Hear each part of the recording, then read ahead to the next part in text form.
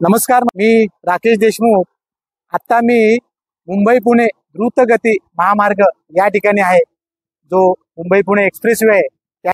YCEW म्हणजे Yashwantrao Chavan express way, आणि तो आता जिथे कळंबोळीला संपणार आहे ते अंतर 36.5 किलोमीटरचं अंतर राहिलेलं आहे, असा तो फलक लिहिलेला आहे। परंतु हे जे फलक असतात ते आपल्या कधी कधी लक्षात येत नाहीत। MSRTC असेल किंवा त्यांच्या अंतर्गत IRB जी असेल कंपनी, ती जर बघितले तर ह्या ठिकाणी कार्यरत आहे।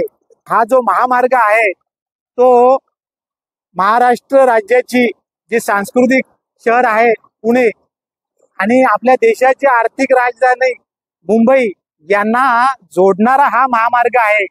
आणि ह्या ठिकाणी जर बघाल तर असे असंख्य फलक लावलेले आहेत। अपघात होऊ नये म्हणून बऱ्याचशा उपाययोजना या ठिकाणी केलेल्या आहेत, परंतु काही फलक आपल्या लक्षात येत नाहीत। जेव्हा आपलं वाहन पुण्याच्या दिशेने मुंबईकडे जातं तेव्हा खंडाळा घाट लागतो, आणि इथे ज्या ठिकाणी मी उभा आहे त्याच्या काही अंतरावर खोपोली खालापूर हद्द सुरू होते।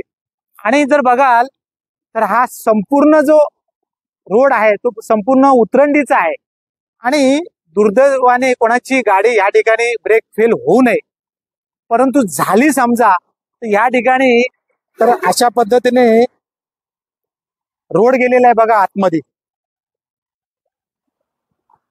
ही आपली गाडी जर ब्रेकडाऊन झाला, आपला ब्रेक फेल झाले तर या ठिकाणी गाडी येऊन ती या ठिकाणी थांबते, म्हणून हा जो स्पॉट या ठिकाणी बनवलेला आहे। चालकांच्या लक्षात येण्यासाठी काहीच उपाययोजना केलेली नाहीये। इथं पार्किंग गाड्या केलेल्या आहेत बघा।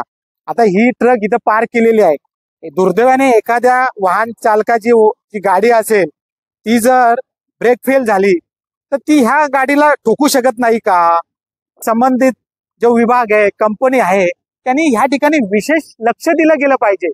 साधारण 500 मीटरच्या अंतरावर एकच फलक दिलेला आहे, त्या ठिकाणी लावलेला आहे। 1 किलोमीटरच्या अगोदर लावला, 2 किलोमीटरच्या अगोदर लावला फलक, तो वाहन चालकांना तो फलक दिसेल, जेणेकरून वाहन चालकांच्या लक्षात येईल की या ठिकाणी ब्रेक फेल पॉइंट आहे।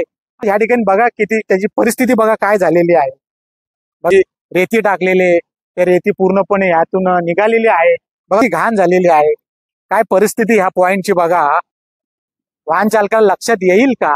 त्याच्यामुळे संबंधित जे विभाग असतील, आपण चांगलं काम करताय, आम्हाला मान्य आहे, करत आहात। संबंधित विभाग असेल, MSRTC असेल, त्यांच्या अंतर्गत IRB असेल, हा जो स्पॉट मी तुम्हाला निदर्शनास आणून दिला आहे तो दुरुस्त करावा। धन्यवाद।